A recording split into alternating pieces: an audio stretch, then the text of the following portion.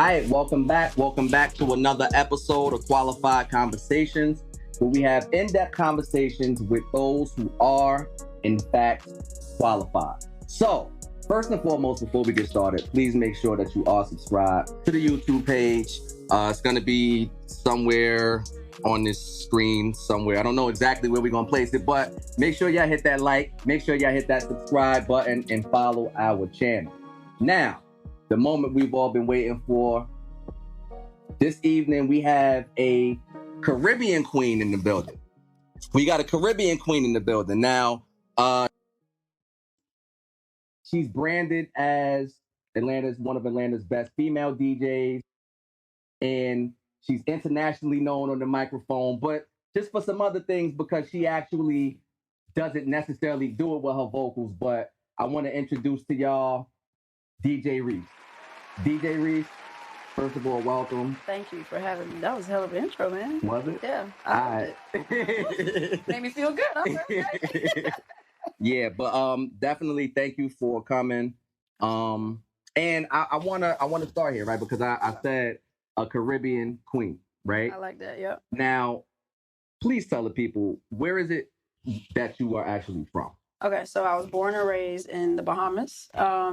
An island called Freeport or Grand Bahama. Everybody says something a little different, but same thing. Freeport, Grand Bahama is where I was born and raised. Yeah. Okay. So now, shout out to the Bahamas. My mom is half Bahamian, and my grandmother actually is Bahamian. So really? Yeah. So she's like her mother and father, they were Bahamian. Okay. So you know, I'm a little familiar with Bahamian culture. So I want to start this conversation like this. Okay. I want to make it light. I'm gonna put you on the spot. Who makes the best conch in the family? Yep. Oh, yep. Okay. Yep. Not to send this link to the family. I would probably say, oh, that's tough. I would say my aunt, Shanika. She's my hairstylist actually. Nice. She knows how to do conch fritters like no other. Yeah. So I have to give her that one. I have to give her that one for sure. All right, Auntie. Man, you starting off like that? Hey, man. Hey, listen, Cat Williams set part of the interview. They can be like, what? Listen, Cat Williams set the tone for 2024 on just, and this is not going to be one of those, be clear, but he did set the tone for just. He said, let the truth be out there. Let the truth be out there, right? Tell it like it is. Let it be what it is, right? And so, yeah, so I do want to get into a little bit of that, right? So, tell us a little bit about your upbringing in Freeport, right? What was that like? Do you have any siblings? No, so I'm actually an only child. Oh, really? Okay. Yep, only child. So I was born and raised there, like I said. I probably didn't leave until I was about maybe 10 or 11. Okay. My mom would probably quote me on that because I'm not really sure. I was young. But born and raised there, went to primary school there, we call it, which is like elementary. Okay. It's elementary. We don't have a middle school. We skip straight to high school, which is kind of weird. Well, it was weird when I got here, when I seen how things were done. Yeah. Because you went from primary school and then 6th grade starts high school. So you're like this 6th grader with 12th graders. So it's like a weird, kind of transition. But right. So started high school, left, came here to Atlanta. But yeah, so I was born and raised there, grew up there. My dad's side of the family is from the Bahamas, so that's how I ended up there. My mom's actually Jamaican. Okay. So my mom is born and raised in Jamaica. Her whole side is Jamaican. So I'm like the mixture of like you in true there. island roots. Yeah. Like, you know what I mean? So growing up there was pretty good. I didn't really experience as much as a teenager per se, but I mean most of my younger years were there. Yeah. Okay.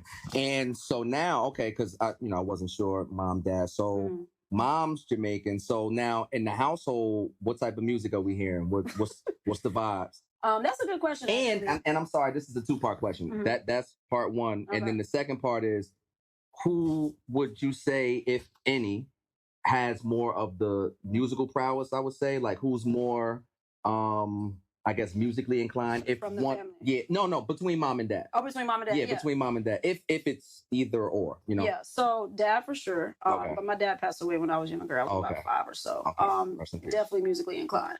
So he would play the Anita Baker. But I grew up on reggae, right? Reggae, of course, is what you hear in the islands. Right. But he played like the Anita Baker, the Boyz II Men. So that's how I got familiar with that side, the soulful music.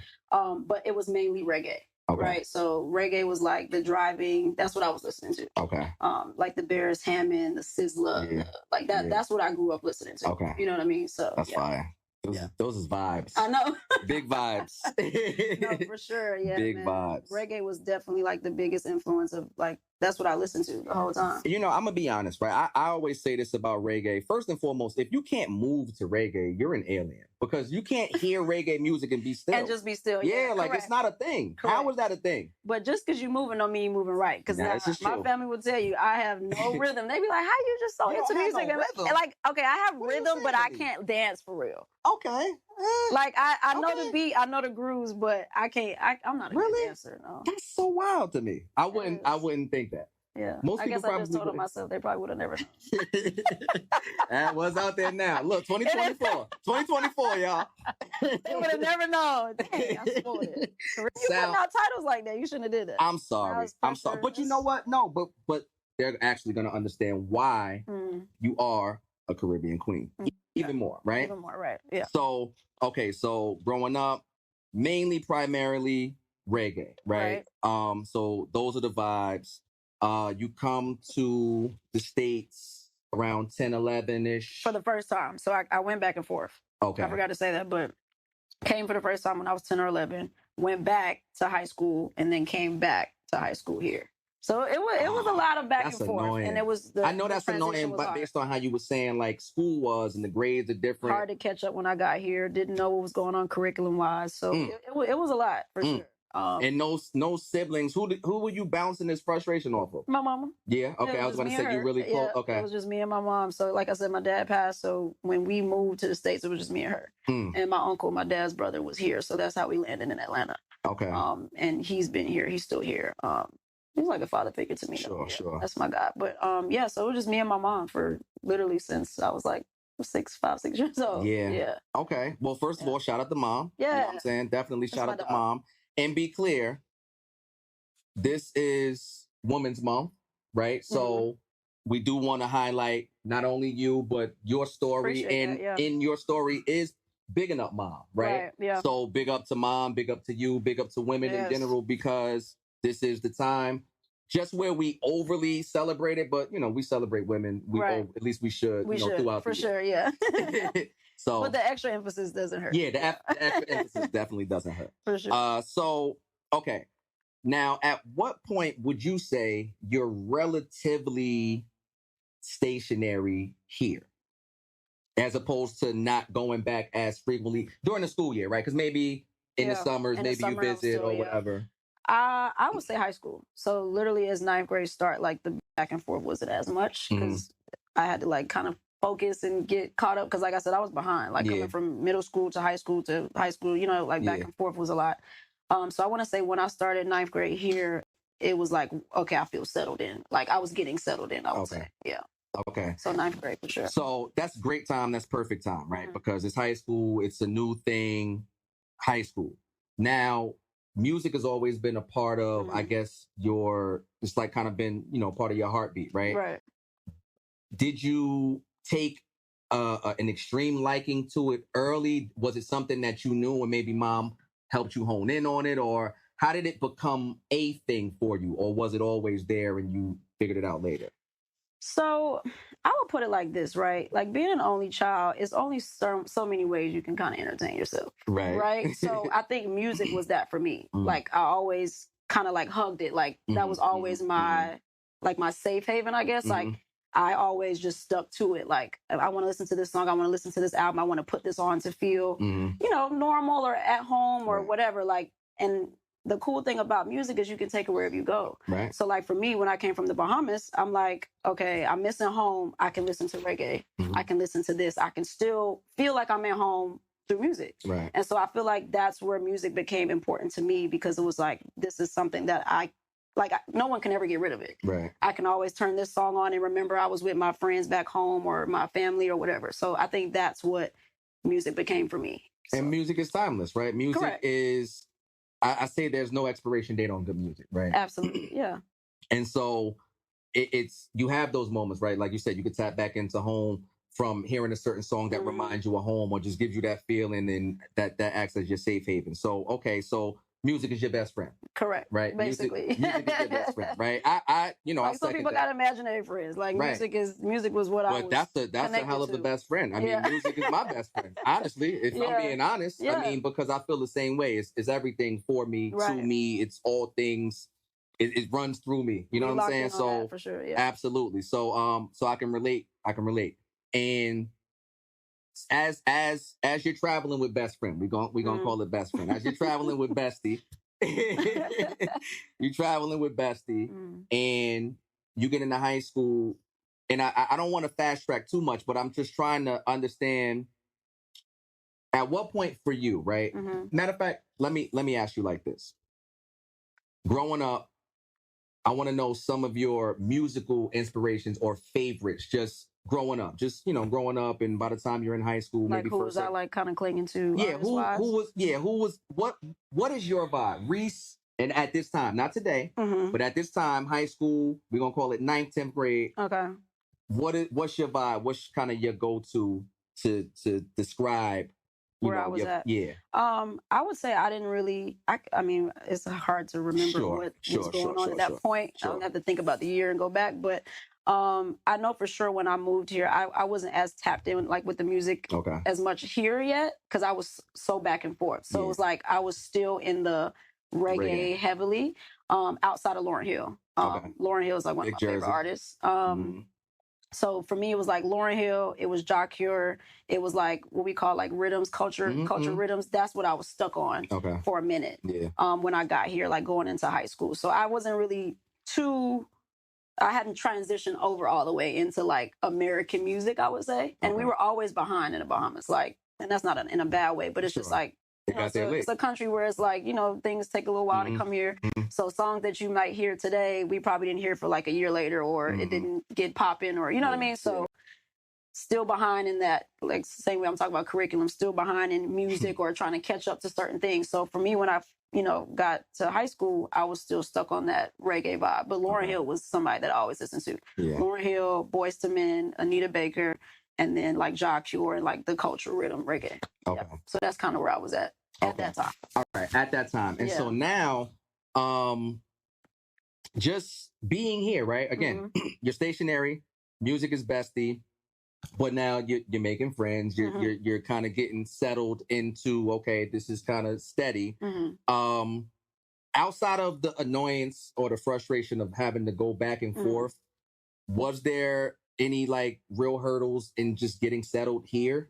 Like was it really difficult to just learn the differences on how we do things? Absolutely, culturally, for sure. Well, the main thing too, when I said I first came here, was like not 10th grade, when I was like 10, was even like my accent. Like no one understood what I was saying. Really? So it was way heavier. What? Well, I mean, I have an accent, but like when I'm talking to my family. So like if like my family called me right now, you'd be like, what is this? Like it's like that, right? Because I had to learn how to, I don't want to say be accepted, but it's like you wanted to learn how to kind of fit in so people didn't set you apart. Right. And no one knew what I was saying. Like I would be in class and they'd be like, oh, we're going to get her to read. We're going to get you to talk. We're going to get you. And I'm like, why you put me on the spot? No one knows what I'm saying. So that was one thing, trying to, culturally, like just transition into being understood, like people hearing me talk and, like that coming across. And that was annoying within itself. Yeah. Because it's like, I'm trying to fit and speak like, kind of like how you guys are speaking and, making you guys understand me. So that was one. I mean, food is a big thing too. The food, that the food here is incomparable, man. But so food, music, being in the classroom, Yeah, I mean, all of it. Everything. All of it is different. You know, it's like literally coming into like a brand new whole new world. Yeah, literally. Yeah, a whole new world. So I would say it's so many things to name, but yeah, it was a lot. It was a hard. And I'm trying to put myself, and I love having these conversations with people who are, you know, from other places, because I try to put myself in their shoes, and I find it interesting to hear how you had to navigate, figure it out. And then, you know, we fast track to today and we see, you know, all of the wonderful things that are happening for you. A lot of times they say that, you know, people from other places actually do take advantage of some of the opportunities that are here more so than natives, because, you know, we take a lot of things for granted, right? All things considered, again, music is bestie. Now, as a DJ today, right, you have to actually have your own identity that at least helps set you apart from everybody else. Correct. Because the physical right turntable, left turntable, fader, music, library, that doesn't change, right? But your style is what makes you who you are, right? I think, what is it? The music is made. This is her. Come on now. Talk to me. You know what I'm saying? The music is made. Yep. The art is the mixing. The art is the mixing. The art is the mixing. So I want to get to this, right? Okay. This is the next chapter. We're so engulfed in music, obviously, at this point, because now you've taken a extreme liking to it, and you can't stop but to think about nothing else other than this music, right? How do you get to saying, I think DJing is the lane I want to try out? How does that form for you? I would say, like we established before, like music was everything for me, right?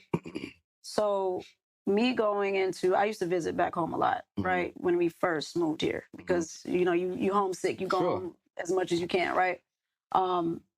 Back in the day, and I don't want to say back in the day because, I mean, I'm still young, but back in the day, during that time when we were transitioning back and forth, there weren't really like strict rules on like drinking and bars and stuff. So back in the Bahamas. So my best friend, she's still my best friend to this day. We met when I was like 14. Not 14, Lord. It's like 11, 12. Yeah. But she used to bartend. Like she used to work, like help out at a bar. So I was first introduced to even seeing a DJ in that way. Right, so I come to visit her. Female. Oh, you said a DJ. No, a DJ. She was helping. Like I'm visiting her at work. Like, girl, I'm gonna come see you at work, and I see this DJ, and I'm just like, oh, like we just listening to music, but this is my first time seeing it. Yeah. So I'm like, okay, he's like mixing the music together, controlling it, whatever, right? He steps out the bar, and at this point, I had been going there. You know, she works there. I've been going there for a couple times, or whatever. So he steps out, leaves, and I'm like, I'm about to walk over there and see what's going on. Like, I just want to see what he's been doing. Yeah. So I'm like looking at the buttons, seeing what's going on. And I'm like, oh, okay. So it's basically like he got his music. He's just playing his music for us. Right. So then it kind of just clicked to me like, okay, I love music so much. This is like something that I study and I'm around all the time. I didn't know that I can now do something similar to this. So one of those things where I was like, okay. Super epiphany. Okay, cool. So then when I came back to the States, I'm like, I'm gonna look into that. And that was just just a summer I was over there. So literally when I graduated high school, went to college, I was like, I'm gonna that's gonna be, because I feel like college is one of those things where like you can just kind of break out and express yourself. Sure. High school, I had to focus on what I was doing.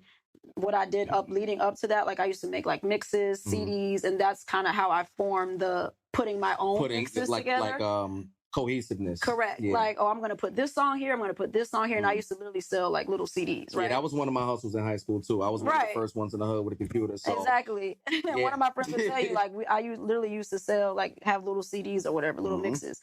And so, yeah, when I got to college, I was like, I can do whatever I want. I'm going to look into DJing. And yeah, ran into somebody there. And then from there, it just... Nice. That's when I realized, like, I can mix music for other people, and this can be something that I can really get into. That's amazing. Yeah. Because again, it's just a total opposite side of an experience, exactly. right? And it's dope that you had that moment that kind of sparked in you when you saw this thing that you never saw before, and you're like, that's different, but I'm intrigued.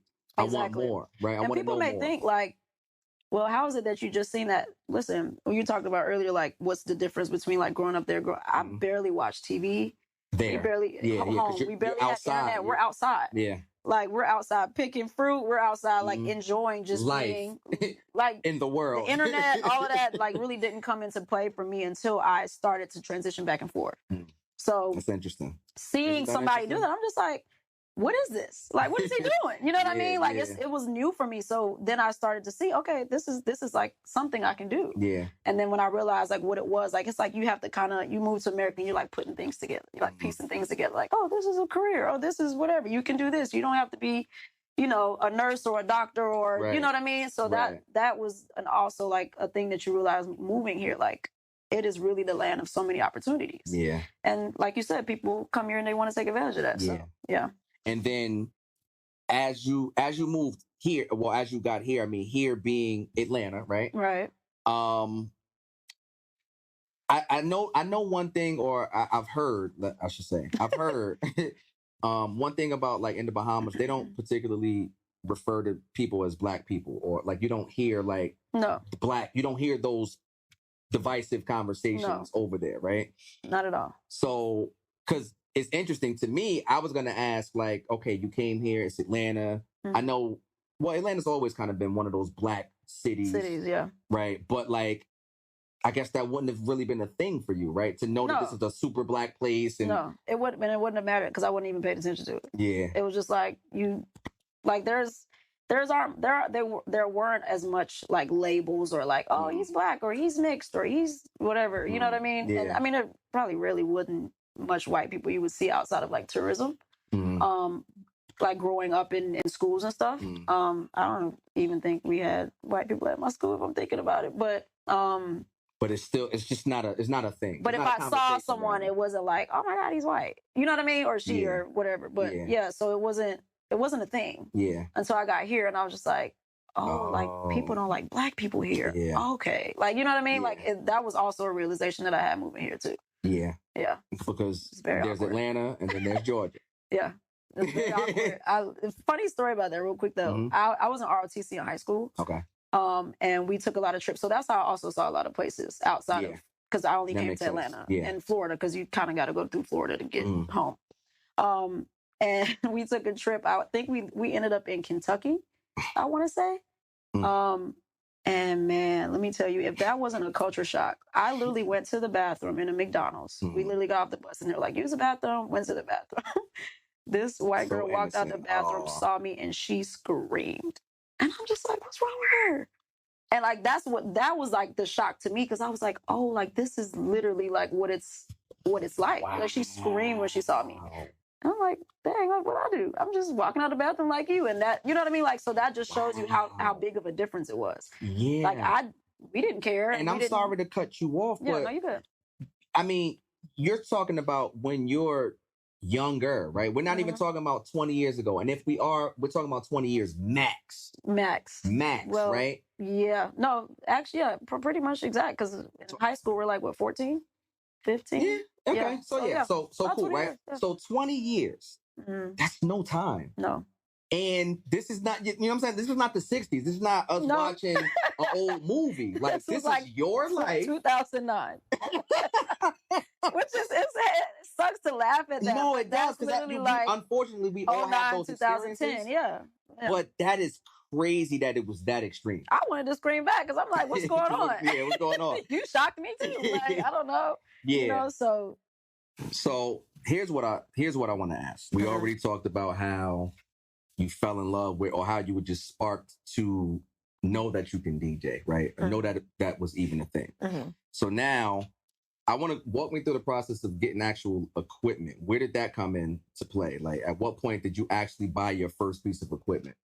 Because you're not a DJ until you got some equipment. You know, we can play. playlist. You know how to use it. Let's put it like that. Say that again. I said until you know how to use it. For sure.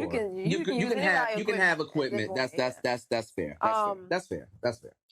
So when I talked about going to college, I ran into someone, a friend of mine, shout out Perez. His name is DJ Perez. Met him. He was a DJ already when I got there. So connected with him. And he just was kind enough to just show me like how to DJ, like give me pointers. Back then it was like the CDJs where you actually had to put the CDs in. Yeah. So we had the book where you searching through the club, like trying to find a CD with what you got on it. Like today is, May 5th, whatever. So he put me on to that.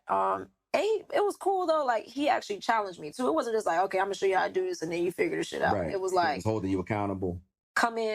Come practice, get the feel of it. And that's, I think, why I appreciate him so much too, because it was like, I ain't gonna just show you this. I'm gonna show you, like, I want you to do it. Yeah, efficient.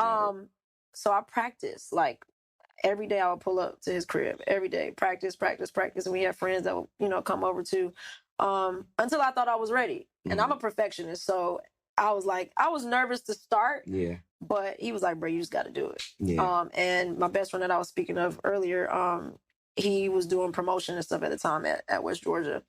So he was like, all right, you ready? Like, you ready for your first kind of like debut? And so I did a club in West Georgia, I think. At the time it was 31. Okay. And how many people, give or take? 100, 200, 300? It was loaded. 700? Maybe 5, 6, maybe. First time. Come on, all right. I want to hear about it. I'm getting chill thinking about it. I'm like, no, it was dope. Like, but I think that's why practicing is also so important too. Absolutely. Because I feel like if he hadn't pushed me so much, then I probably would have been like, nah. You were confident because of the work that you put in. Because of the work I put in.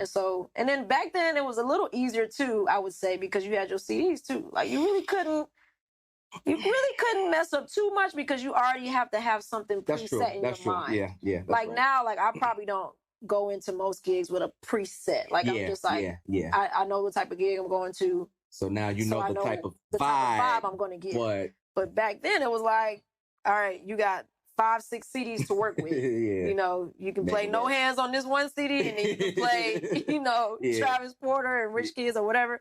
And so, it was a little easier, but that was literally my first gig.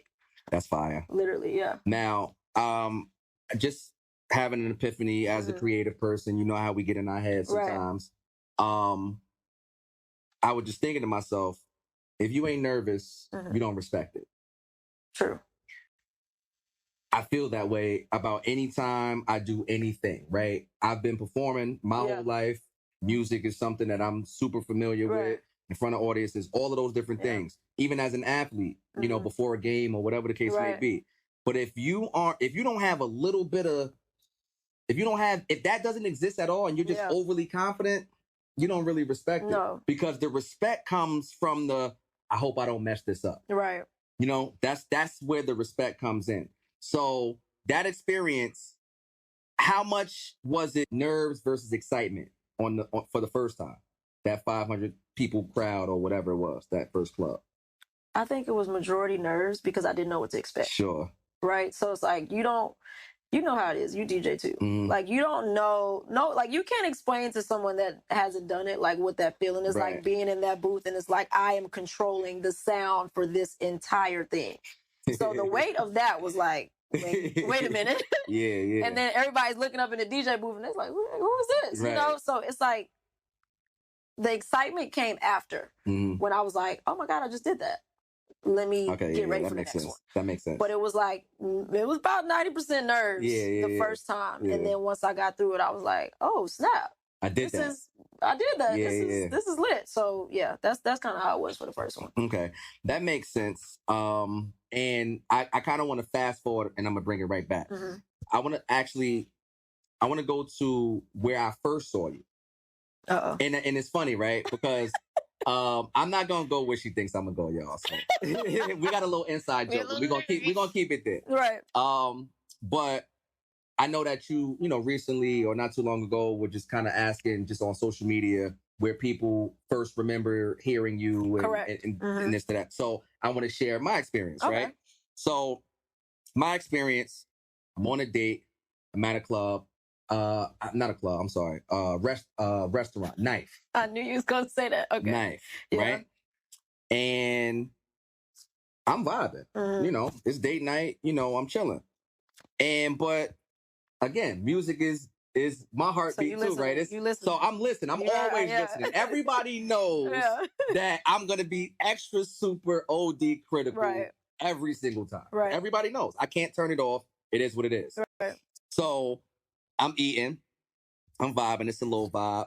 I'm like, that was a good transition. Like, you know what I'm saying? Like, I'm really like, damn. In between the Branzino, like, oh, damn, not bad. Right? And it was just that throughout the night. And I was just like, yo, I'm like, I didn't know where the DJ was or whatever. I'm like, oh, they had me in the yo, whoever, I'm like, yo, whoever the DJ is, I got to tell him he's dope. Right? Like y'all like to do. Gotta be he. I got to tell him he's dope, right? So I start walking, and as I get close, I'm like, oh shit, it's a girl out, y'all. And I promise you, those are my exact words. I was gassed though, because I was like, yo, she fire. So I came up to you and I'm like, yo, you was fire. Like, I always just have to tell people, you know, that means something. But as a DJ, that's a great compliment always, you know, like for somebody to come out of their way and walk to the booth and be like, hey, I just had to come over here and tell you, like, you know. Because, you know, you be feeling like you killing it most times. And probably you are, but when somebody confirms it for you, it's like, you didn't do it for nothing. Obviously, you didn't do it for nothing because, you know, maybe you get paid for the gig or whatever the case may be, but yeah, those it makes a difference, man. I'll tell you, because it's some nights, like, you know, DJing is a lot, but it's some nights where it's like, I tell my girlfriend, like, it's some nights it's hard to show up because it's like sometimes we have so much going on, like you still have to be an artist, right? And that's why I be telling people, like, give grace to artists, DJs, whatever, because when they show up, like, we still have personal lives that we have to deal with, you know. Like, prime example, I had to do a wedding like 2 years ago for my girlfriend's friend, and like my granddad died the morning of the wedding. I called every DJ I knew to like literally be like, hey bro, like I need you today. You know what I mean? And couldn't find nobody, literally. And I still went to the wedding, killed it, but like, you don't know how people have to show up and what they have to show up for and push through the night. So it's like the day that, you know you're a good DJ, but a day you may come to me and be like, hey man, you did a great job. I might have just needed that day. You know what I mean? So, and if anybody watching this, like, respect the artists, compliment them when you can. Like, it goes a long way. And you never know the type of day somebody's having. So that's the way I look at it. Sorry, small.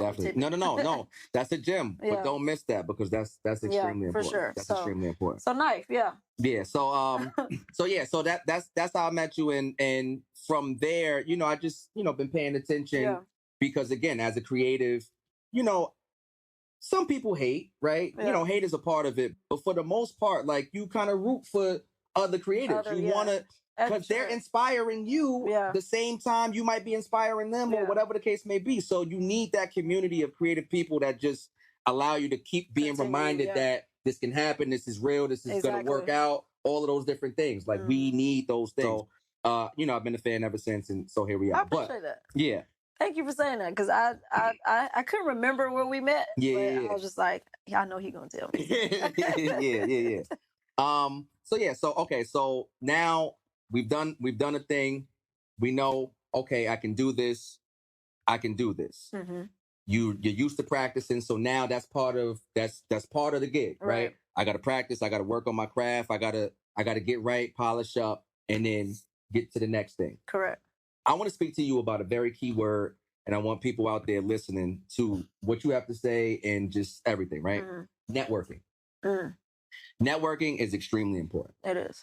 Probably maybe just because of your personality.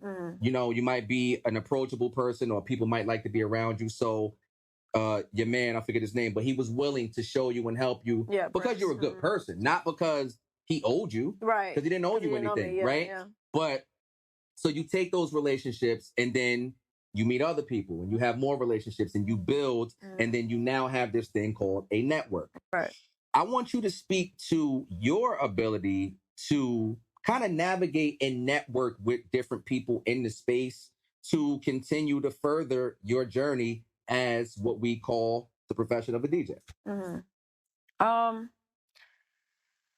That's a great question. I feel like I will say there are things that don't come as naturally to people, right? Like networking, it's not something that automatically comes natural to people, right? For me, I would say, I think what branched me off is with networking, at least in the business professional space. When I was at West Georgia, I joined a frat called Alpha Kappa Fraternity, Alpha Kappa Psi. Okay. So that was like a business frat. Okay.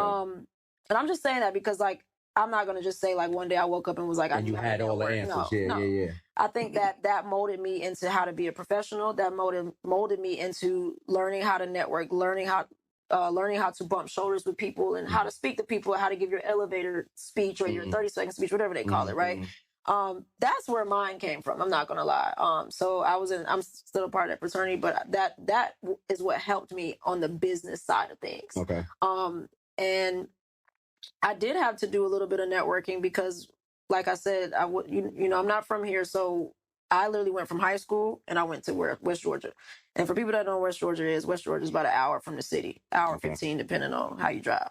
But I spent 4 to 5 years out there. So you have to think about it. Like, my DJing started there, but West Georgia is just a small little town in West Bumblefuck, like, what I mean, whatever. So I had to pick up my whole DJ experience and say, okay, now I got to go back to Atlanta.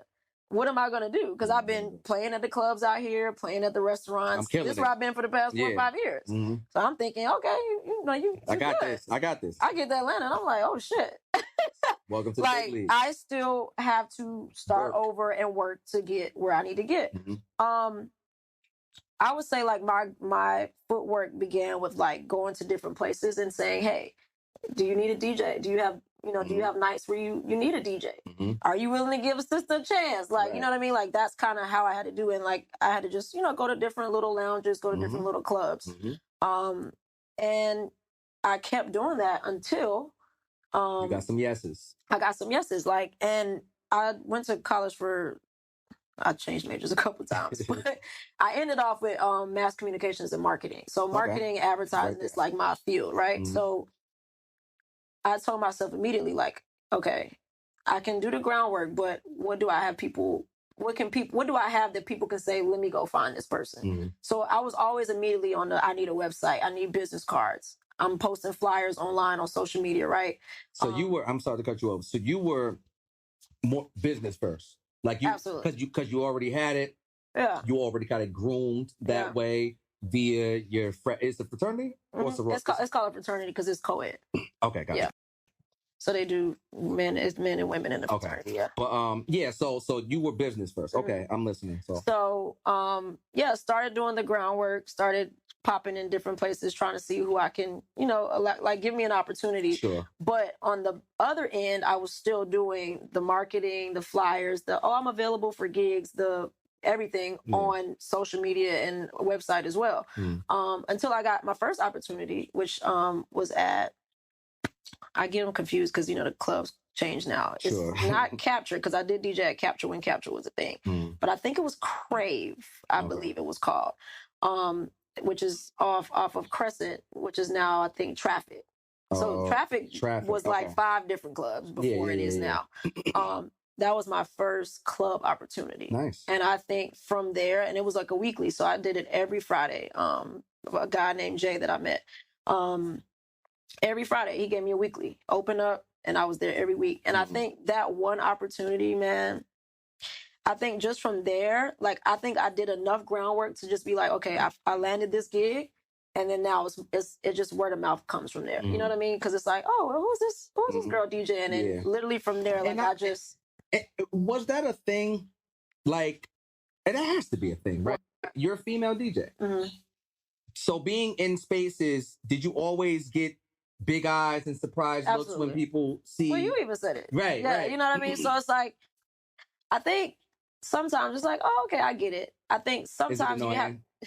I was trying to say, sometimes I have to remember not to be I don't want to say offended, but it's like offended because it's like, all right, we can do this too, type of thing. You know, I feel like now it's a lot more women DJs than when I started, for sure. Yeah. And I love to see that. But literally back then when I started, because I've been DJing 14 years now, people was like, like what? You know what are you doing? So it was definitely like, who is this female that's DJing in the club with all the men, like all the dudes, like, and doing her thing. And I think just from there, the word of mouth just kind of took off. Because the shock value of being a female is always going to have people remember you, good or bad, right? And then if you're dope, now it's this girl, because there's not a lot of females who are doing it anyway, especially in whatever region you're in, right? There's some sprinkled maybe, but it's not going to be a lot. So if you're known as the female DJ who's dope, then you're already standing out because you are a female as opposed to everyone else who are primarily men. So it only works out if you're dope, though.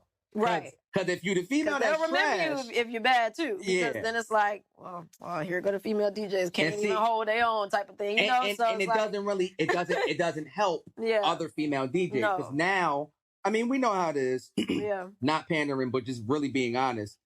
If you trash and you're a female, they're gonna be like, yeah, we prefer the traditional way. However they say it, right? No, for real. But that's just what it's gonna be. Because we don't even want to experiment with that. We had a girl here before, she was trash, it didn't work out.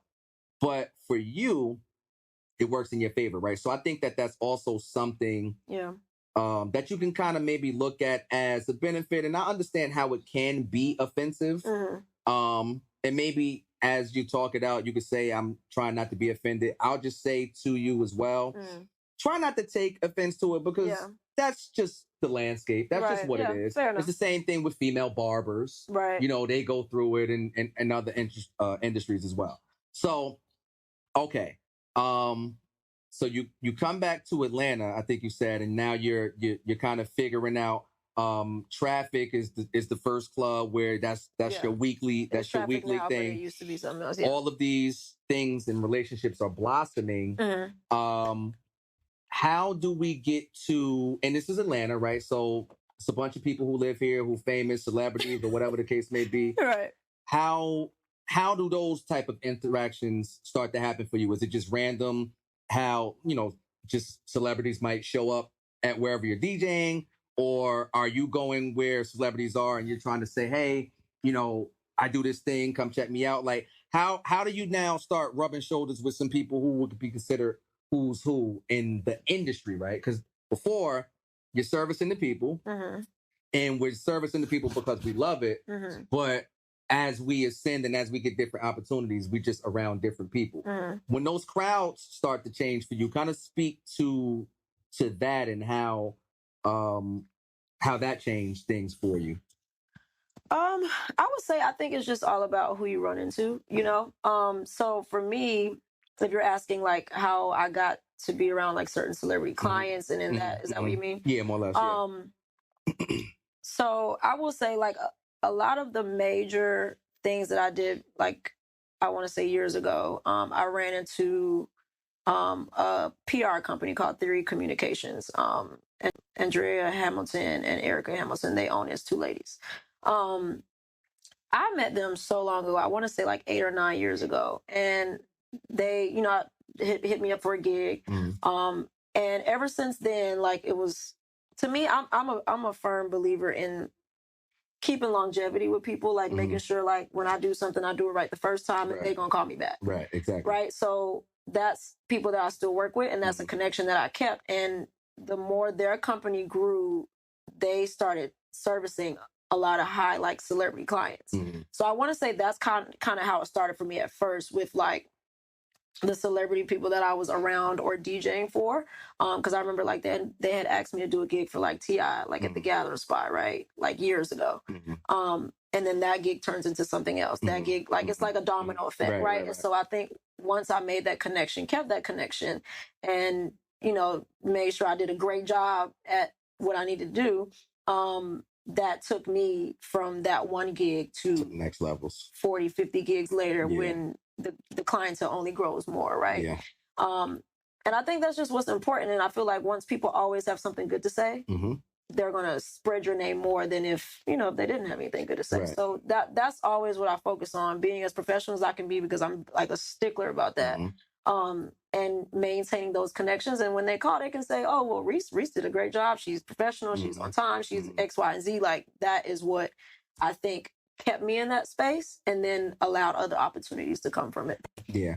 And I think also, just to add on to what you're saying, is you're just efficient, but you're doing the job diligently, right? You're respecting it. Yeah. You're taking your time. You're not taking it for granted. Correct. You're paying attention to detail. All of those little things adds up. They all add up. It's a part of it. Correct. And when you do good work, that will precede you. Yeah. You know, so I agree. Yeah. I agree. And I mean it, but it makes perfect sense. And that's really all it is to it. Like, and I think it's important that you treat every gig with the same respect, like you said. Like, it can be something very small. It could be something very big. Like, you have to treat them the same. Yeah. Because you just never know who's in a room. Exactly. You know? So then it would actually shock you, because you'd be like, wait, who was here? Yeah. Okay. Yep. Like, speaking of, actually, I want to tell you this because it's so funny, because I don't know which night that you were at Knife, but one time Bobby Brown was at Knife. Crazy. Literally, like, he was sitting, like, you know where the DJ booth was? Yeah. He was sitting maybe, like, right in front of it, right between the little pillar that separated it. Yeah. And I looked up, I said, it's not Bobby Brown. And so, like, one of the owners came and was like, hey, just want to let you know, like, Bobby Brown's here, so if you want to, like, you know, play some music or whatever, right? Don't be. So I'm like, okay, you know, drop a little vibe in there. So I'm like, okay, cool. So then I thought that he left, right? Because you know, like, certain stuff like that happens, you feel a little pressure. You're like, you can't be bad on this night, right? It's like you can't misstep on this night. So I'm like, okay. So then he leaves, as I thought, right? He didn't leave. I just couldn't see him no more. So I'm like, oh, okay, thank God. He wasn't here that long, right? Yeah. But come to find out, he just moved, like, seats or moved tables. Yeah. And he was still there for maybe about, like, probably close to the restaurant closing. And one of the guys that was with him literally came to the booth and was like, listen to the music. Yo, we're just in love. Like, this, like, you are it. Yeah. And I was like, I ain't lying, y'all. Bobby said it now. Y'all been here the whole time. I'm like, y'all been here the whole time. But and I got to meet him. We took a picture and everything. It was dope. So it's like, you just never know. You never know. And you just got to be prepared, and you just got to be on it. You just never know. Nah, you're right. Just a quick tidbit off of that. I did some work with Killer Mike's barbershop, the Swag Shop. Yeah. And you know, I was DJing for them, and one random day, Killer Mike just walks in. I had never met him before up until this point. So I'm like, oh shit. First of all, let me find some popping tags or something. Like, let me find some shit. But I can relate to that. Yeah. Like, as you saying that, I'm going back to that moment. Put you on 10, be like, oh, okay. Like, I know the music, but what is it? What song is it? Yeah. You know, so, but again, once you do it and it happens and you overcome it, you're like, okay, at least, because it's always going to be pressure. It's always going to be pressure. That's the other part of it. Like, you got through that night, but tomorrow night is going to be another thing, and somebody else might be there, and you might feel more pressure. Exactly. It's always going to be there, but at least you know, I can get through this. Right. So, true. Word. That's funny though. That's super funny. How do you spell prerogative? I get it. Definitely can't spell prerogative under pressure. No way possible. I'm failing every time. P-R-E, like P-O? P-A? Folks don't know. You be like, you look cool from the top. Yeah. It's like, my mind is like, wait. All right, so hold on. We're gonna nerd out real quick. Yeah. So, do you ever feel like you have like stupid computer face, like looking at the screen sometime, like looking for what the next song is? Like, do you ever feel like you've gotten stuck? Like, cause like what you're saying is you searching for prerogative or whatever it is that you're looking for, right? Imagine in that moment, because you might, like you said, you might look cool on the outside. Right. What if you don't? You don't really know how you look. What you look you like. really don't know how you look. So what if you like, like tongue all out, looking crazy. Right. Like, that's just funny. I don't know. That just popped into my head. I've definitely seen. I know what that feels like. Now I'm gonna be subconscious. Like, what I look like when I be DJing? No, that's true because it's a feeling. It's just it's a feeling. We have the moments where we just be like, all right, I'm trying to find something, and that's why you be we want people to bother you because you be like, then somebody come up and be like, hey, can you? I'm like, I'm trying to spell prerogative right now, and you asking me about music. A request, like you gotta relax, people. No, like that's what'll throw you off, and you be like, oh my god. See, I'm not crazy. Yeah, I'm not crazy. Stop asking for stuff, please. No, I'm just playing. No, she not. She not. This is 2024. Please, respectfully. Be honest. Yeah. Respectfully, but let us be working and let us work. Thanks. In the spirit of bigger name clients, along your journey, you get bigger opportunities. Correct. And I know that touring is something that most people look at and they think it's 100% great simply because you get to travel all over and you get to be in all of these different places. Right? The glitz and the glamour. Yeah. You know better than that. Right. It's not so sexy the way that it's, presented. Correct. But all things considered, extremely exciting, right? You've had the opportunity to tour all over the world. Right. That's why I said she's international. Yeah. So speak about some of those experiences, right? I understand, some of the local things, and of course you have to start somewhere. But as you got bigger clientele, you got bigger gigs and you went to bigger places and bigger opportunities. So speak about just traveling all over, some of the different places you've been, whether it be on tour or what have you. Kind of speak to some of those experiences. I don't know that. Right. This for me too. This is new. Okay, got you. So I will say, I've been blessed to do, I would say, 3 tours in my career. I've toured with Rotimi. I did a tour with Sama Slims where we toured with Tink. Tink the singer. Because a lot of people be like, Tink singer? Okay, yeah. Tink, and then I actually worked with a guy, his name is Alex Harris, white guy, rapper, Cold. Okay. So started off with Sama Slims, right? This was probably 2017, 2018. That was more stateside, more kind of smaller, I don't want to say arenas, but maybe kind of like Tabernacle Center Stage type of vibe, right? Okay. That was really dope.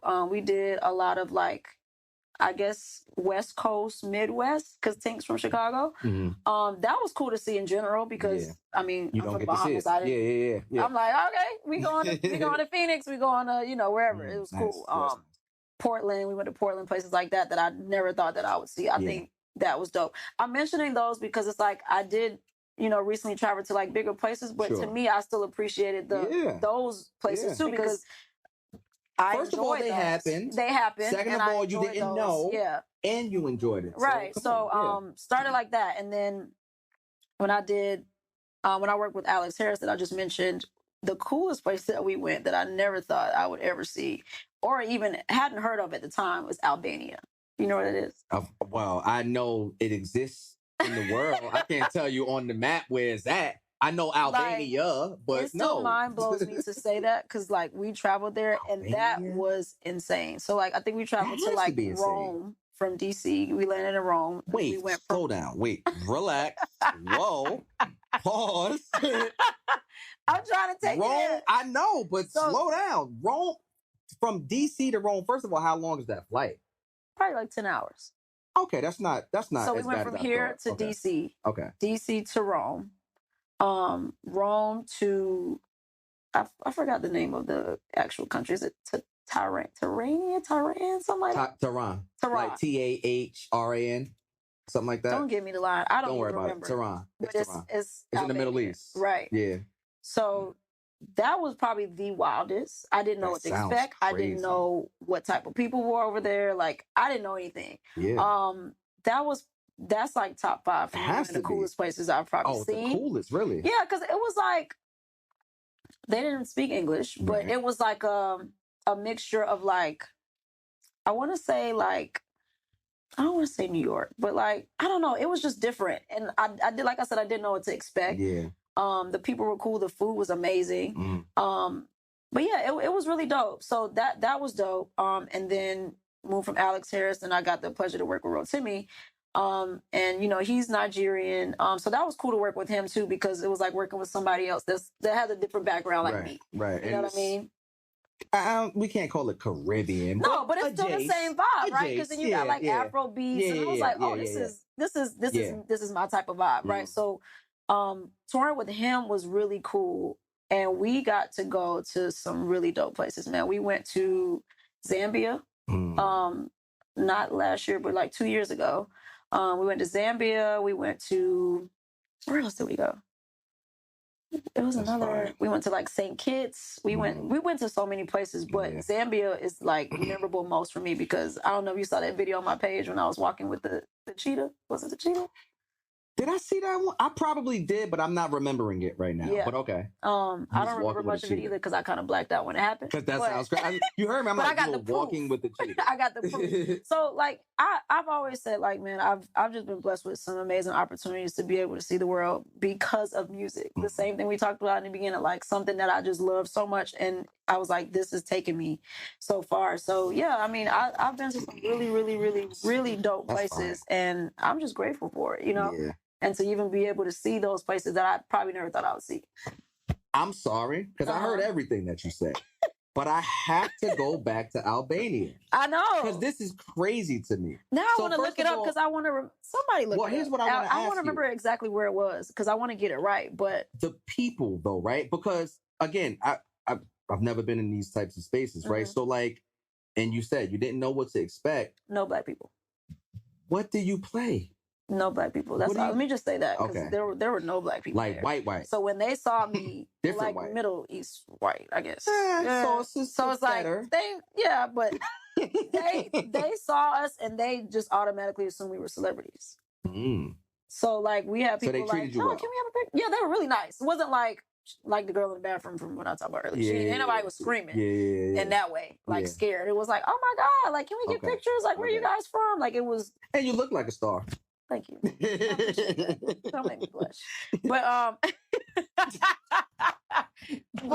no, it was dope. Like they were very hospitable, and it was cool. Like they welcomed us, and it was nice. Like it was no issues, but yeah, it was dope. Music wise, you said, what do you play? So I feel like for my opening set, which is so funny, Lil Nas X song had dropped at the time. Okay. Which one? Take my to the Old Town Road, whatever. And they went insane. That was like my first song. Because that was like literally popping at the time, but they knew all of our all of Isn't that amazing? I watch I watch podcasts and things like that. I think I got a clip of that too, actually. And like I listen to say shout out to Nori and Drink Champs, right? So like if I watch Drink Champs and I hear Nori talk about he's in Germany and or he's in these wild places where they don't speak English, they don't know, but they know all the lyrics. Words. Yeah, that's fire. So to hear you say that experience, the impact of music, right? Yeah, and that's what I'm saying. You can take music wherever you go because it's like you go there and you, like you said, as a DJ, I'm like, well, what am I gonna play? You know, I think I played Lil Nas X. I think I played like a Biggie song. I can't remember. Biggie, Michael Jackson. You know, you gotta go with the heavy hitters. Yeah, the DJ Khaled, like stuff like that. But they knew all of it. You know what I mean? And I just thought I always thought that was the coolest part about being on the road because you never really know what's gonna fly because you're not from these places. But it's like you test it out, right? And you got to learn how to pivot as a DJ because you play something you like. Oh, it ain't like that. All right, so we go. You know what I mean? So it's like you have to know, and that's one thing I learned in real time. Yeah, and that's hard to do. Super, especially in front of 5,000 people or how much ever. Because that Albania show, why that was so memorable for me, is because that show had the biggest crowd I think I've ever been in front of, and that was like almost 20,000 people. And they do the color and the I'm gonna send you the picture in the video, but they call it the color. We're gonna put it up. The colors like festival, so they all shoot up color paint, and you will see like in the crowd and just the array of just colors everywhere. So like that's why that was so memorable for me too. But yeah, man, like you just look and you like, y'all know this song, y'all know this, y'all know this, these artists, like, and you just shocked because you're like, okay. As you describing that, I don't know if you ever saw the clip of DMX when he's. I don't know where he is, but he's somewhere at some festival overseas somewhere. I think I know what you're talking about. Do you have overalls on? Yeah. I know what you're talking about. That's what I'm thinking about. That's kind of how. Every time I see that, I get chills, and I'm just like, damn, yo. Like, what does that feel like? Because I know that gotta feel crazy. Just what you think that feel like from watching that video is exactly what that feels like. Because you're just like, and it just gives you chills because you're like, wait a minute, like, this is how it is over here. Like, and you don't expect it because you don't really know. And they appreciate it more because they don't get it as much. Yeah. So dope. Okay, so Albania, just so you guys know, tell me. Who's at home? You have to look it up. What's the background? It is right above Greece, north of Greece, across the water from Italy. So that makes sense why you flew over to Rome, right? Yeah, to Rome. But what's that not the capital, or what's the name of the? It starts with a T. Tirana. There we go. I'll spell it. Tirana. Yeah. Okay. So I'm talking about something different. But that's what you're talking about. So that's the name I was trying to remember. But yeah. Well, shout out to Albania, man. The people there are dope, and it was definitely like an unforgettable time. That's amazing. Yeah. So so we got Tink, kind of respectfully, but like more so locally or stateside. Correct. Rotimi, more international. Or international and Caribbean. Yeah, so we definitely hit a lot of Caribbean places for sure. Yeah. And then you were saying, Alex, the guy, and that's who I did a quick tour. We did New York, we did Albania, and we did like a couple of different like local stuff. So yeah. So overall, right, tour. If you were to say something to people, because again, like I said, like this is not as sexy as people might think that it is. If it's something that you could explain to the people, just a simple tagline, how would you describe tour in a nutshell? How would you wrap it up and frame it up from your perspective? That's tough. I would say appreciate what's happening when it's happening, no matter if it's chaotic, because there are a lot of things that happen behind the scenes. Appreciate what's happening when it's happening. Be as prepared as you can while you're doing it. Like I was just having a conversation with one of my friends. She's DJing too. She's going on tour. She DJs too. She's about to go on tour. And I was just like, you need 2 of everything. Take 2 USB cords. Take 2 chargers. That's something that you don't want, like the lesson you don't want to learn while being on the road. And that's just talking as a DJ, because so much stuff happens and you hitting, city to city, whatever. So be prepared. Be open to new experiences and new places, and kind of keep an open mind. Yeah. But yeah, appreciate it when it's happening. I like Enjoy that. it as it's happening. And have a good time. Appreciate it when it's happening. Enjoy it as it's happening. Because you never know when you'll get the opportunity again.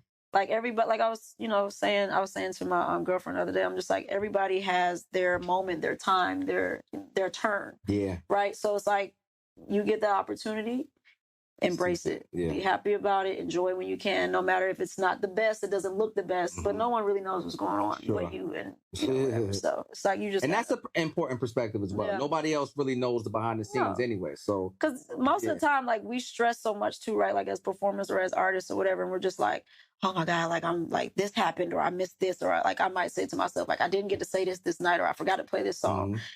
Some people have the time, they bought their ticket, they don't know what you didn't do. Aren't you always, because I know I feel like this, but I'll ask, are you always, or oftentimes do you feel like, damn, like you said, I don't want to say I didn't do my best. How am I trying to put this? You can say that. Well, yeah, because there might be times where it happens. Yeah, I feel like that sometimes. I don't think that's what I'm trying to say. I think I forgot what I was trying to say. Honestly, we'll go with that, right? On nights where you feel like, damn, I didn't do my best, right? And we kind of talked about it earlier, and people would kind of confirm, like, no, but you killed it. Like, I guess, are you ever surprised when people tell you those things on days when you think it was trash? Because I know, absolutely, I'd be like, "Are you a liar? Like, are you lying to me? Like, are you just saying that because it sounds cool?" Because I know in my mind, weird. I'm like, I know that I'm skilled. I know that I have the ability, right? So I know that you not really saying that I'm trash. Right. But I'm my own biggest critic. Yeah. So as your own biggest critic, you might be like, I ain't really do it tonight. And meanwhile, everybody had the time of their life. Yeah, no, that's happened before. And like I said, I beat myself up a lot. And I feel like there's a thin line, right, of like humbling yourself and saying like, because I can, if I wanted to, I can be like, I can do this in my sleep. Mm-hmm. I can do a good job no matter where I go. I can do whatever, right? But there's times where I'm like, I know I didn't do good enough. And if somebody come and be like, oh, you did a good job, I'm like, all right, thanks, appreciate it. But if I don't think that way, I feel like how will I even really grow? Sure. Because it's like if I don't even say, damn, you could have did better. You was kind of lazy today. You know what I mean? Like how would you hold yourself accountable be able to hold myself accountable and challenge myself and say, well, you need to do better for the next set, or like that. Because otherwise I'm gonna just not practice. I'm gonna just be like, oh, I'm DJ. I've been doing this long enough. I can do this whenever. You get what you get. Type of thing, And I just think that it's important to still have that mindset of like, how did you do today? Because sometimes my girl be like, did you do a good job? I'm like, girl, I've been DJing, like, whatever. Then I'm like, no, actually, I didn't do as good as I wanted to do. I still did a good job, but I know what's considered a good job to me. Right. And I'm hard on myself. So I'll be like, nah. And then sometimes I'll be like, man, I killed that shit. Now, when you know, and then she'll be like, well, what you play? I'm like, I was just going in, Like, so it's like you have to challenge yourself in that way so you become better and you know what's good enough to you compared to what somebody else says. Because people can tell you that shit all day, but if you don't feel it and you don't be like, I guess I did okay. You know what I mean? Right. Yeah. So that's if that answers, that's kind of how it's that thin line. Like you gotta humble yourself, but know that you can do better and be better. And challenge yourself to do better. So that's kind of where I'm. Now, if you go to her Instagram page, right, and you see some of the things that she has done, you can see, a bunch of names, a bunch of faces, this, that, and the third. But one thing in particular I knew that I wanted to ask you about was the Cannes Film Festival, because that was an amazing, I would imagine, an amazing experience to be at. It's one of those things that is just like, it's something I want to do. I don't know why, but it's just something. Because it's just one of those things, right? So you had the opportunity to actually DJ and be there. Talk about that experience in France. Yeah, talk about for people that didn't know, that's in France for sure. So yeah, that was. So I like to bring things full circle, right? We talked about keeping relationships, keeping connections, doing a good job, being memorable, making sure all of that is all that. So someone from West Georgia, actually, that I know, a friend of mine, she actually reached out to me and was like, hey, what are you doing in June? And I was like, what you got going on? And she was like, I have a client that I'm working for. She works, I can't remember who she works for, a big like TV agency. But she's like, I have a client. He's looking for a DJ like all week in France. So I was like, pinkies up. Right. I'm like, France. Okay. I'm like, what is it? And she said, the Cannes Festival. I said, huh? She was like, yeah, he's looking for someone to do like some of the activation. So I didn't actually, so there's a lot that's going on during that festival, right? But it's not like a festival like jumping up and down music festival like that, if you think about it. It's like a lot of creatives go there and they like launch ideas for different brands, different companies, but there are a lot of parties and things that happen after the fact. Like DJ D Nice was out there doing a party. Kenny Burns was with him. Like it's different kind of after parties that happen, but it's not about partying in the beginning of the day. It's like they're doing like real like activations and stuff like that. But I was DJing for a company that were doing some of the activations throughout the week. That was amazing. Because I was bumping shoulders with people that worked for Dove, worked for Jordan, like getting contacts with people what you're that saying, like Dove. Like that's not even, you don't think, your brain doesn't register those type of companies, right? Those are people you want to bump shoulders with, Dove. You know what I mean? And so I got to DJ for Spike Lee. I did his private dinner that was sponsored by Jordan. So that was, I still hold on. Process that, to bring be a little silence, right? Because she just be talking sometimes. Sometimes when you do so much, you kind of like, I did that, and then I did this. No. Yeah. Wait a minute. Yeah. You did Spike Lee's. I haven't processed it yet. Private party that was sponsored by Jordan. Yeah. What? Yeah. Still ain't even got the picture from that event, actually. You have a picture? What you mean? No, I got a professional picture taken of him, and I've just been waiting for this picture forever. I haven't gotten it, but I still have a video of like me meeting him. But that's just funny because I'm like, dang, I still ain't got that picture. That was like last June. I haven't processed it because like sometimes like you sit down and have these conversations. It's like it happens. You wake up, you back home, and it's just like, dang, that was pretty cool. And then somebody asks you, you're just like, damn, wait. I literally did that. Yeah. That was probably one of the coolest events of the week, to be honest. They honored him. Of the week. Check it out. Of the week. That week. For real. Of the week. Next week I got, you know what I mean? That week in France, that was something they did towards the end of the week, and they like honored him, and they had a dinner. So he had like people that were a part of different brands that maybe he's worked with or whatever. He signed shoes for everybody that was there. It was crazy. Okay. It's crazy. It was crazy. That's crazy. It was really crazy. But again, yeah, like you said, full circle. Relationships, keeping them, being good, being a good person. People underestimate that. Be a good person, because that in itself is gonna just have people want to be around you again. Yeah, and it puts out if your attitude in the universe too. You putting good energy out, because if your attitude ain't right, then your talent is secondary, thirdary. Like we don't even really care. Yeah. Because I don't want to be around you. Right. So again, don't let that go over your head as well.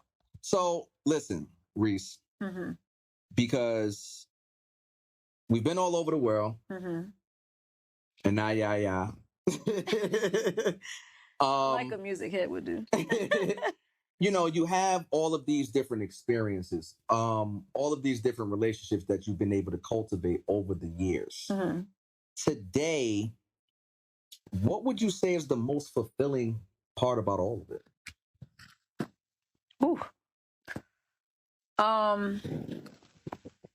I would say pouring back into community and like being able to give back and say like, hey, like I do a lot of things, right, where like my network is bigger than me in a sense, to where like I'm only one person, right? Like I can only DJ but so many. So for me, I think what's fulfilling is being able to use the people that I've came in contact with and the people that reach out and say, hey, can you do this? No, I can't do this, but I have somebody that can do it for you.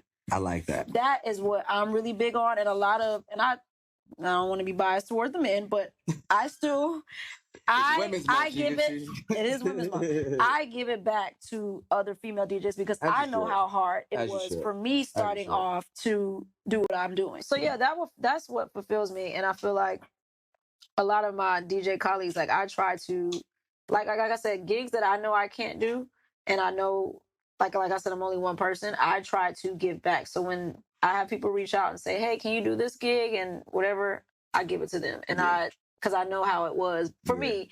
And I say, you know what? That is what fulfills me. Just pouring back in and saying, hey. And they're so appreciative. Yeah. I mean, I would hope they would be. They better be. What are we talking about? Yeah, I know. Yeah, no, I would think so, but I don't do it for the thank yous and it's just, to me, that is what is important. And I feel like that's how I can continue to advance myself and give my blessings and know that, pouring out will always come back to me. That's a fact. I believe in that wholeheartedly. Yeah. And I think that is the right thing to do. Yeah. I mean, that's how you keep the cycle going. Yeah. Right? Nobody wants to hoarder it all, or you shouldn't hoarder it all, because that doesn't do anything. That doesn't do anyone any good. Right. So fulfillment, we're pouring back into, other female DJs. And so today, as we just embark on the rest of 2024, because we're still, in the first quarter of 2024, right? And it's flying. And it is. It's flying. Like, we just said Happy New Year. It's March. We just said Happy New Year. And it'll be made tomorrow. Yeah. Definitely going to be Cinco de Mayo. Actually, I'm excited. You actually got a party for Cinco de Mayo that's already booked. Yeah. It's going to be lit. It's a Tacos and Tequila Festival in 44 Park first, and then there's a Cinco, they call it Cinco de Drinko party. That's the one I'm at. That's when you come. I'm coming down. Yeah, that's gonna be, where's the underground? Yeah. Wherever. There. I'm at the drink. I make sure. You already know. You're like, that's what I'll be. Yeah. I got you. Yeah. Yeah. I got you. For sure. So now, my understanding is that you have a big party coming up in a few months as well. Yeah. Talk about that. So I've done a little events here and there. I used to do my happy hour and stuff. But a lot of people always hit me up saying like, when you going to do your own event? When you going to do? And to me, I'm all about timing and I want to do it when I know, like I'm ready to do it and, you know, kind of put my 100% into it. So yeah, in May, Memorial Day weekend, I'm doing a day party. But I was like, okay, what do I want to start with? So I'm like, let me start with me, like my roots, like my Caribbean vibe. So I want to bring like a kind of Caribbean flavor to it. It's called Caribbean Heat. It'll be May 25th. It's a day party, Saturday. It's on a Saturday. It's at Whiskey Mistress. So we're going to do the inside, outside day party vibes. We have some DJs, some good DJs coming. I'll be DJing, of course, too. But, you know, I get to pick the DJ. So it's going to be nice, man. And I have some DJs probably coming from Bahamas, too, coming in town. So it's going to be dope. We're going to have a nice lineup. And I want, even though some people kind of shy away from when it says Caribbean, I want people here to still come out and experience what that's like. Because a lot of people don't get to go out the country. Yeah. A lot of people don't get to go to Carnival. A lot of people don't get to go to those things. So think of it as a little taste of that. And I would love if you guys can come out, man. It's going to be dope. Yeah, well, I'm going to be there. So you don't even got to worry about that. I'm going to be right there. And, but like to your point, though, about the Caribbean thing, right? I want to say this. First of all, again, I mentioned earlier, this is Atlanta. We all black folk. We all black, right? So it's all connected. It's all it's the same thing. It's the whole, what they call it, like the diaspora or whatever. The diaspora. You know what I'm saying? Like it's all part of it. So I would say, I would echo her sentiments. Yeah. Come out, experience something different. Yeah. If you've never experienced it before, and if you have, then you already know the vibes. You already know what it is. You already know what the Caribbean vibes is hitting for. You crazy? Yeah. So it's like combining both of them, man. Like combining the Caribbean flavor, and then we gonna have some people from Atlanta too, and then just kind of fuse it all together. Yeah. So it'll be dope. Dope. So looking forward to it. Come. Yeah. Looking forward to it. Yeah. So really quickly, right? Because we covered so much, and unfortunately, time just doesn't allow us to just cover every single thing. We'd be here forever. But I do want you to kind of let the people know, again, what's in store for 2024, and then kind of where you just see yourself. What does the vision of DJ Reese, the brand of DJ Reese, I see you. I pay attention. Yeah. I see what's going on. I see the branding. Everything is in line, y'all. Don't play. She does weddings. Right. She got wedding packages. Yeah. Am I on point? Come on, you better do your research. Come on. So that. Yep. So I'm seeing the growth. And it's a beautiful thing to watch unfold in real time. I mean, just watching you from last year to this year is amazing. I appreciate that. You know what I'm saying? Like, anybody who knows you can vouch for that and know that that's 100. So what does the rest of 2024 look like for you, as far as you know? And then just kind of what's some of the plans for the future brand of DJ Reese? Well, I ain't gonna give away too much. Yeah, you can't give it all away. But just God's willing, for real, God's willing. To me, it's like now that I've kind of, I don't want to say I stepped away from touring, because that's always an opportunity we look forward to. Like, you want somebody to be like, hey, right. you want somebody to be like, hey, need a DJ for a tour, and you be like, all right, back up my shit, like, let's go. But now that I have taken a break, I would say, you mentioned the weddings. That's why I've been promoting the weddings, because it's hard to commit to that when you're on the road, because it's like it's chaotic. Right. So like even last year, like I took only my friends' weddings, like if anybody was getting married, right? And I still had to be like, but I always have backups. Like I always have a backup plan. Always have somebody in, just in case things don't work out. That's very important. But I didn't have a chance to do weddings for the past like 5 years, based off like my schedule being so sporadic. Like I didn't have time to commit to it. So weddings is a major thing for me for 2024 for my company. Weddings, and just expanding. Like I want to be able to do I'm going to do more than just DJing. It'll be like entertainment, sound setup, rentals, stuff like that. Like kind of shifting into more of like my company is actually called DJ Reese Entertainment. So now it's time to expand on the entertainment part. Some I can't speak about on that part yet. Sure. There's things in the works and it's a lot to come. So yeah. Listen, I'm excited as well. I'm excited as well because, like I said, I saw you that night, but I'm a music guy, right? Through and through. And I'm a tough critic for all intents and purposes. And, you know, I'm not trying to pat myself on the back, but this is just for the people who know me. I'm going to just speak to y'all. If I give the stamp of approval, you know, like, you know what I'm saying? Up, right. It's official. So I'm really excited to just see what else is in store for you. I'm extremely proud of just what we not best of friends. I don't want to make it seem like that, but I am still proud just as a fellow DJ and a fellow creator I appreciate that. To see the growth in the time that I've seen since I met you. Excited to see what's in store for you. Please let everyone know where they can follow you, where they can get in tune with you, where they can tap in with DJ Reese. So once again, I go by the name of DJ Reese, your favorite lady DJ. You can follow me at It's DJ Reese, ITSDJREESE. For my people that love the internet and love to go browse the web, my website is www.itsdjreese.com. And YouTube, SoundCloud, all that is under It's DJ Reese.